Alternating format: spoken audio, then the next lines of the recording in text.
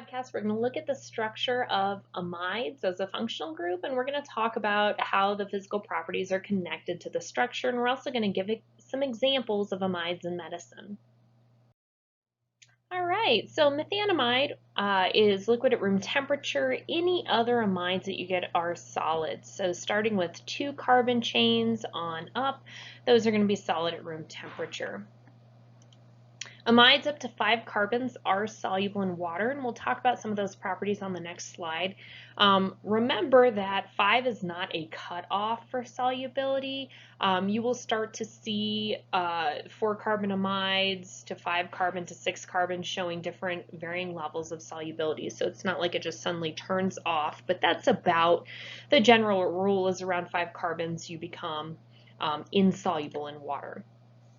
Unlike amines, amides are neutral in water. So they do not act like bases in water. You're not going to see that nitrogen accept any protons the way amines do. We can classify them as being primary, secondary, or tertiary, and that's going to be based on how many other groups are attached to your nitrogen. So if you have 2 hydrogens, that would be considered primary. You have 1 group. If you had 1 hydrogen, this would be considered secondary. And finally, whoops, that's an R. This would be considered tertiary. Now this is important. There's a reason I drew these out because this also relates to boiling point within amides.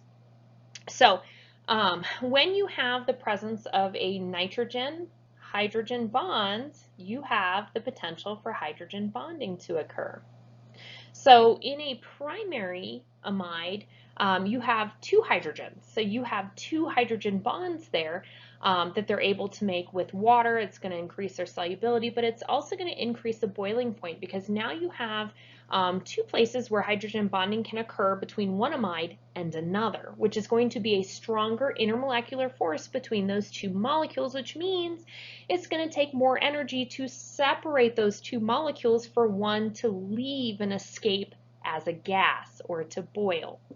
In a secondary, you only have 1 hydrogen bond. So that's 1 less hydrogen bond, which is going to be a weaker intermolecular force holding those 2 molecules together. And in a tertiary amide, you don't have any hydrogen bonding off of the nitrogen. So that explains the increase in boiling points as you add hydrogens onto your nitrogen in your amide. There are many uses of amides, especially in medicine. Amides are in Valium, and we'll talk specifically about acetaminophen on the next slide. All right, so let's take a look at the potential for hydrogen bonding in our amides. So we have a dipole that's created. Oxygen is more electronegative than carbon, so it's going to take on a slight negative charge.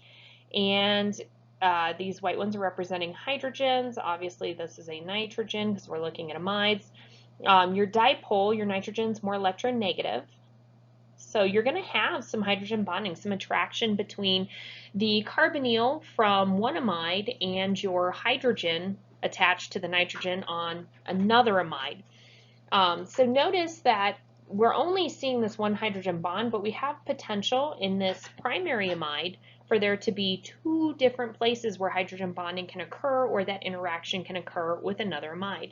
So that's going to give us stronger intermolecular forces between these molecules and will also contribute to those other properties. All right, now we're going to talk about the acetaminophen I promised a couple slides ago. Amides are found very commonly in medicine. I think one of the most common medicines we all have in our medicine cabinet is Tylenol or acetaminophen. And here we can see acetaminophen. There's the structure, and we have our amide bond in there. As I'm sure you're well aware, acetaminophen is an amide that is an anti-inflammatory. It relieves pain, but it's also an antipyretic, which means it's a fever reducer. However, in larger quantities, we know that acetaminophen can cause liver damage, so you have to be careful in taking a lot of that. Another amide you may not be aware of is melatonin. Melatonin has an amide right there. Melatonin is made naturally in the body by the pineal gland. and that is responsible for inducing sleep in humans. Typically, with the absence of light, we're not getting those light signals. The body starts to make melatonin and you fall asleep. And so it has been used as a really good natural supplement for insomnia. So if you're having trouble falling asleep, you take a melatonin and it affects you the same way as producing your own melatonin. It's also used to combat jet lag. I have not traveled far enough to try that, but I would be curious to know if that worked for you. DEET. DEET is one of my favorite amides. DEET is most widely used insect repellent on the market.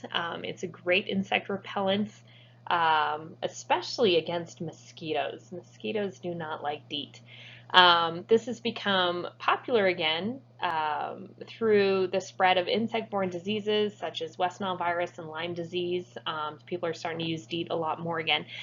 We know that mosquitoes are attracted to warmth, moisture, and there's some research out right now that says they're also attracted to certain blood types.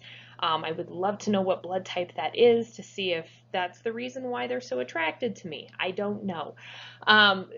DEET works, and we're not 100% sure, but we're pretty close to figuring out how it works as a mosquito repellent. And it's thought that DEET somehow confuses insects so that they can no longer sense warm, moist air that surrounds a human body. So if they can't sense the warm, moist air that is surrounding a human, they're not going to go over to the human and try to get a meal.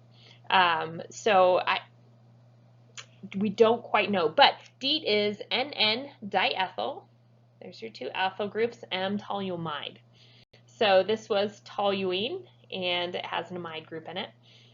So our parent chain would be toluamide.